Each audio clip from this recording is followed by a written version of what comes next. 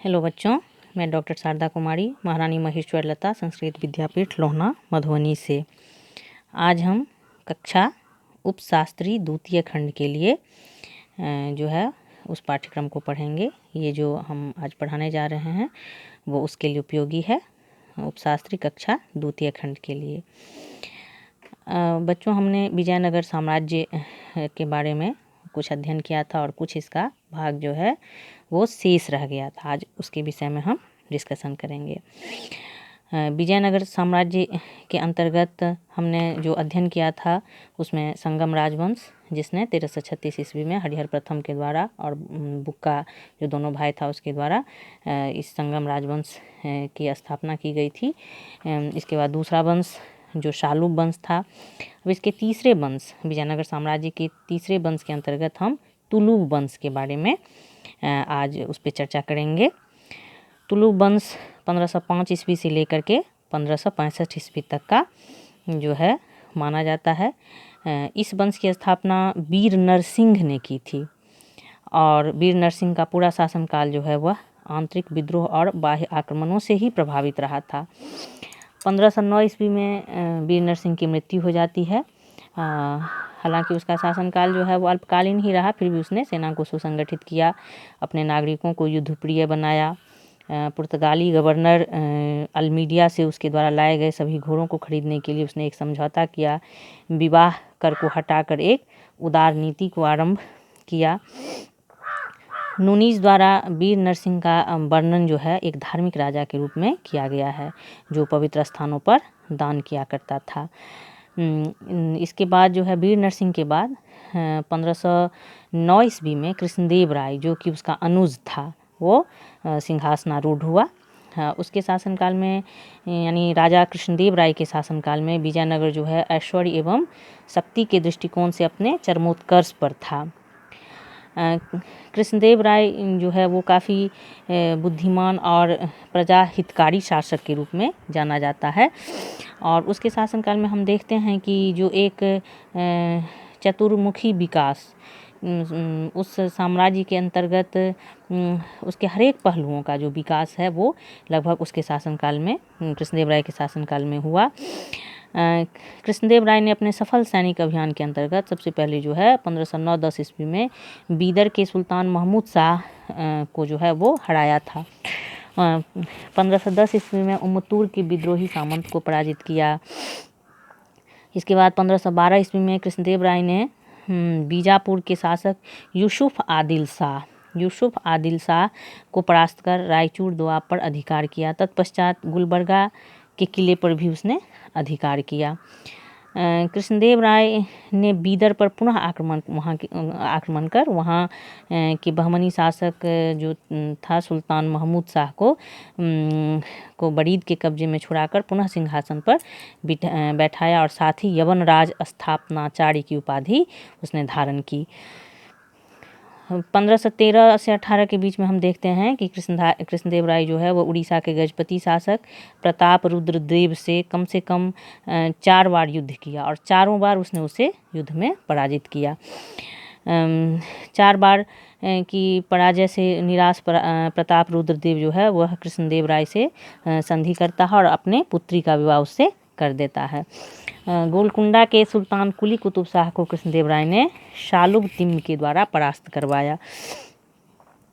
कृष्णदेव राय का अंतिम सैनिक अभियान बीजापुर सुल्तान इस्माइल आदिल के विरुद्ध था।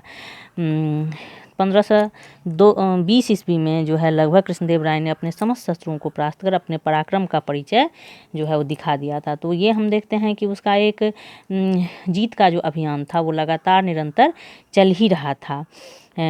इसके अलावा अरब एवं फारस से घोड़े का जो व्यापार चलता था, जिस पर पुर्तगालियों का पूर्ण अधिकार था, उसको बिना रुकावट जो है चलाने के लिए कृष्णदेव राय ने पुर्तगाली शासक अल्बुकर्क से मित्रता की। उसने उसे भटकल में किला बनाने के लिए अनुमति इस शर्त पर प्रदान की कि मुसलमानों से वे गोवा छीन लेंगे। कृष्णदेव राय के समय पुर्तगाली यात्री डोमिंगोस पायस विजयनगर की यात्रा पर आया था। उसने कृष्णदेव राय की खूब प्रशंसा की हुई है। एक अन्य पुर्तगाली यात्री बारबोसा भी उसका ही समकालीन था और उसने विजयनगर साम्राज्य में का जो है कृष्णदेव राय के समकालीन समय का जो है वो सामाजिक एवं आर्थिक जीवन का बहुत ही सुंदर उसने वर्णन किया है।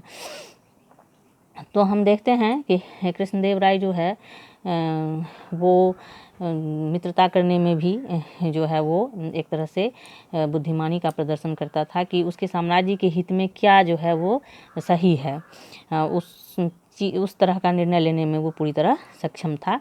कृष्णदेव राय तेलुगु साहित्य का महान विद्वान था। उसने तेलुगु के प्रसिद्ध ग्रंथ अमुक्तमाल्यद की रचना उसने की थी।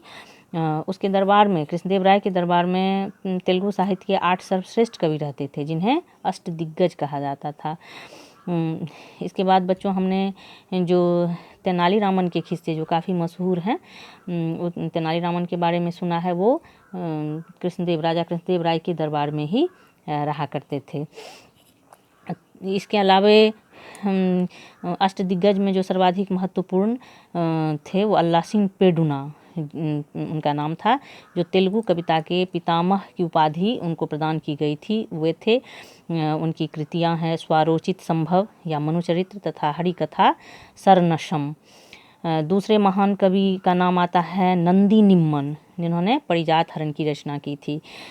तीसरे कवि हैं भट्ट मूर्ति, जिन्होंने अलंकार शास्त्र से संबंधित पुस्तक नरसुभुयालियम की रचना की थी।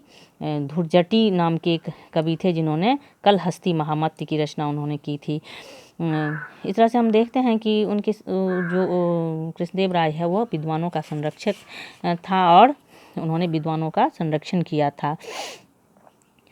तेनालीरामन के बारे में हम चर्चा कर चुके हैं और रामकृष्ण जो है वो पांडुरंग महात्म्य की रचना उन्होंने की थी। पांडुरंग महात्म्य की गणना 5 महाकाव्यों में की जाती है। इसके अलावा कृष्णदेव राय जो स्वयं तो विद्वान थे ही, उन्होंने संस्कृत भाषा में भी एक नाटक जाम्बती कल्याणम की रचना की थी। साहित्य के क्षेत्र में कृष्णदेव राय के काल को तेलुगु साहित्य का क्लासिकी युग कहा गया है। कृष्णदेव राय ने आंध्र भोज, अभिनव भोज, आंध्र पितामह आदि की उपाधि उन्होंने धारण की थी। स्थापत्य कला के क्षेत्र में भी कृष्णदेव राय ने नागलपुर नामक नए नगर की स्थापना की, हजारा एवं विट्ठल स्वामी नामक मंदिर का निर्माण करवाया। कृष्णदेव राय की जो है उसकी प्रशंसा बाबर ने अपनी आत्मकथा तुझके बाबरी में की है और उसको भारत का सर्वाधिक शक्तिशाली शासक भी बताया है। तो इस तरह से हम देखते हैं कि कृष्णदेव राय जो है वो विजयनगर साम्राज्य को अपने समय में चरमोत्कर्ष पर पहुंचाया था। अन्य कुछ शासक भी इस वंश के तहत हुए, जिसके बारे में हम अब अगले क्लास में चर्चा करेंगे। धन्यवाद।